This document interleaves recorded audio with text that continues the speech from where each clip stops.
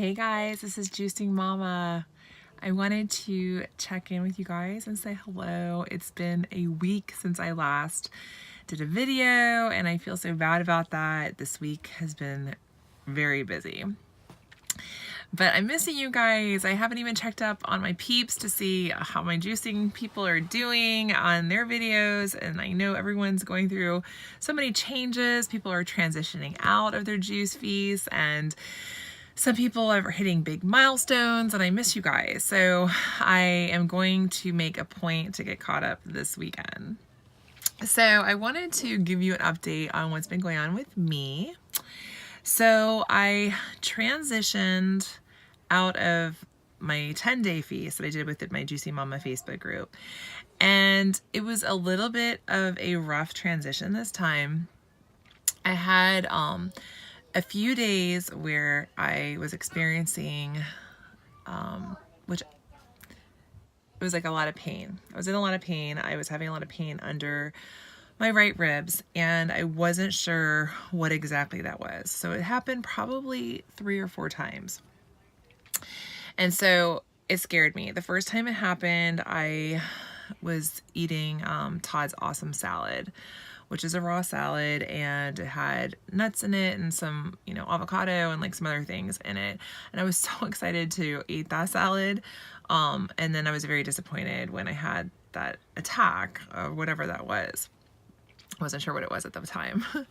So then I was just extremely careful after that, what I was eating. I was sticking to mono meals and just, being very cautious, and it was kind of making me sad because I was worried about what was going on with me. So the last time it happened was, let's see, we were on Friday, so it was a week ago this past Wednesday. So we're talking about 9 days ago. That was the last day it happened. And so after that happened, I was thinking that it felt similar to when I had passed a kidney stone years ago. And I actually felt like the pain had moved from underneath my ribs like down. And so I thought, well, okay, so maybe I just passed another kidney stone or something. And the pain was gone. I didn't have any more attacks. I was able to start, introducing more foods back into my diet, and I was feeling okay. So when I did the 100-day juice feast, I had gotten my blood taken on day 47. So some of you remember that. It's actually some asked me like, oh, whatever happened? Like, did your thyroid numbers get better and, continue to get better and whatnot? So I never went back to have my second test done. I still had my script. And so I decided that last Friday I would go get my test done. So I did. I went to the lab and I had my test run. And let's see, this past Tuesday, I was feeling fine. Everything was fine. And I get a phone call from my doctor. And she was like, "Are you okay?" And I was like, I'm fine. Why, what's up? And she's like, I'm really concerned. Are you yellow? Like, what's going on with you? And so I was starting to get a little worried, and I said, okay, what did my test come back with? And she said, your numbers are really high, like your liver enzymes, like really high. And I've had high liver enzymes in the past because I figured I have a fatty liver, which is what another doctor had suggested, that perhaps I have a fatty liver based upon like when I would lose weight, my numbers would go down and whatnot. And a couple times that wasn't the case. Like it didn't, I could be overweight and my numbers were fine. So it wasn't always consistent. But anyhow, so she says, your numbers are really high. So I was like, well, what are we talking? And she said, well, like one of the numbers is like in the 500s and the other one's in the upper 200s.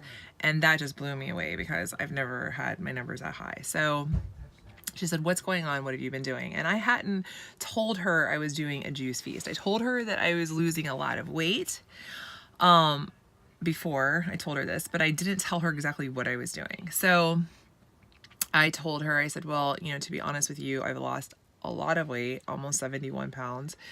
And I said, I've been having these pains. So I told her about the pains I was experiencing, and I told her, everything I've been doing. So she said, it sounds like you could have gallstones, from the location and the symptoms and the enzymes. And she said liver enzymes being high.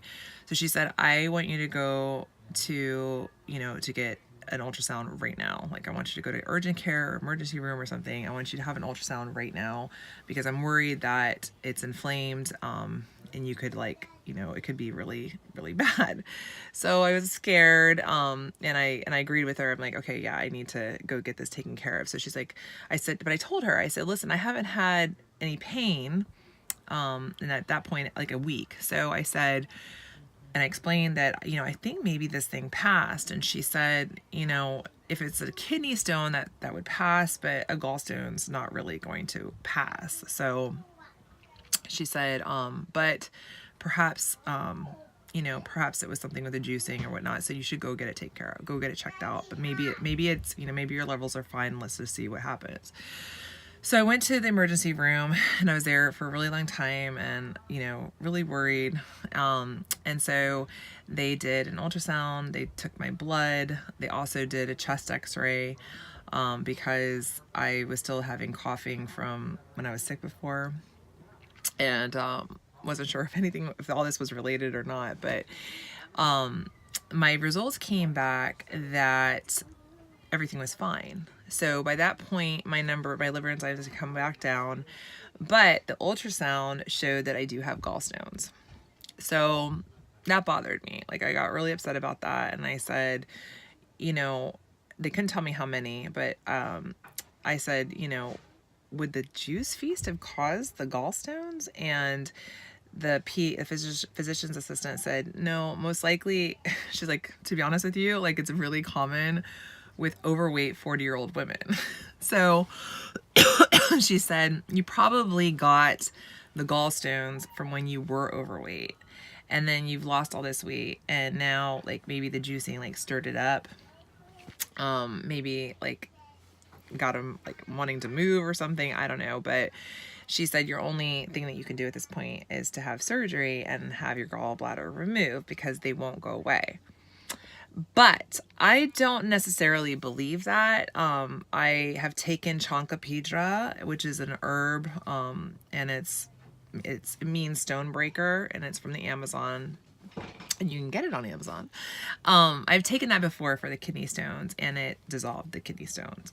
So I said, and it says that it can dissolve gallstones. So right now, that's what I'm doing. Like, I'm just taking the Chanca Piedra, and I am gonna hope that just breaks those gallstones down. I'm not gonna rush out to have surgery. She told me I don't have to. She said some people can live with gallstones their whole life and never have another issue. She said, but you could have attacks again. But like I said, it's been a week and a half and I haven't had an attack. So I'm hopeful that it's gonna be fine. But the good news is that my thyroid is still in the hyper category. So once again, my doctor has reduced my Synthroid, and I'm hopeful that, this is going to continue to go down. So it's been hyper now for quite a while.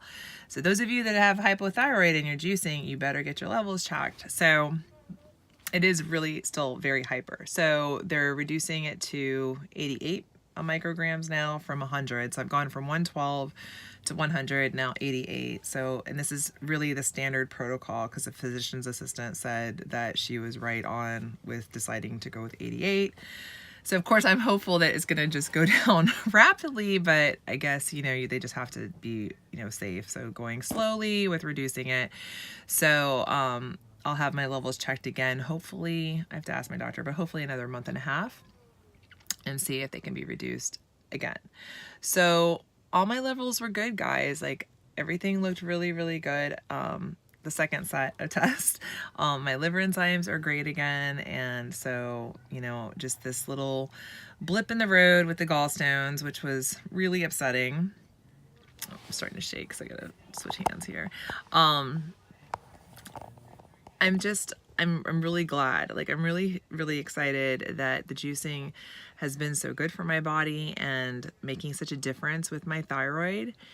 I am juicing still, and I mean, I'm eating, but I'm juicing still, and I really, really want to keep this a part of my daily routine because it makes me feel good. Like when I was out of town last weekend, I wasn't able to juice because we didn't bring our juicer, and I just didn't like the way that it made me feel, like not being able to get my good nutrients in and my live enzymes like that. You know, even if you're eating primarily raw, it's still not quite the same as the way that you feel when you're juicing. So my Juicing Mama Facebook group is still going strong. I'm super excited to see how everyone is doing in there, and we are going to have our next 10-day juice feast starting on February 10th. So we're going to juice February 10th to February 19th, and then transition out for a couple days. And that transition out, like, it's just a guesstimate to be 2 days. For me, it was just longer. So everyone's different and everyone's bodies adjust differently. Todd, you know, is really great. His body just bounces back, but it takes me a little bit longer, and that's just how my body works. So you can't really compare one person to the next with that. So we're going to be doing these 10-day juice feasts every month. So if you guys are interested and you're just, you know, if you're curious about juicing or you want to do a juice feast with us, we'd love to have you because it's a really great group. Everyone's super supportive and loving. I love the group. And then in March, we're planning March 10th to March 19th. So same dates, the 10th to the 19th, February and March. And I haven't looked at April yet. So because we have Easter in there, so I got to figure out that as well.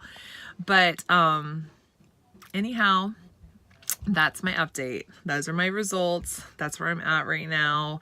Everything looked good except for those liver enzymes for that like moment with the gallstones. So I did recall though that the Juice Feaster's Handbook by, oh my goodness, Stokes is her last name, Angela Stokes. I remember her putting something about Chanca Piedra in there. So I need to research it a little bit more and see the deal with the Chanca Piedra at the end of a juice feast. So those of you that are going for the long stints, just maybe look it up and see too if, and I'll be researching it as well about the Chanca Piedra and, you know, does it just get things moving? Like if you have these stones from before, like would it get things moving? So that's what my doctor thinks. So we'll see. But I hope you guys have a wonderful day, and I will check in with you again soon. So juice on.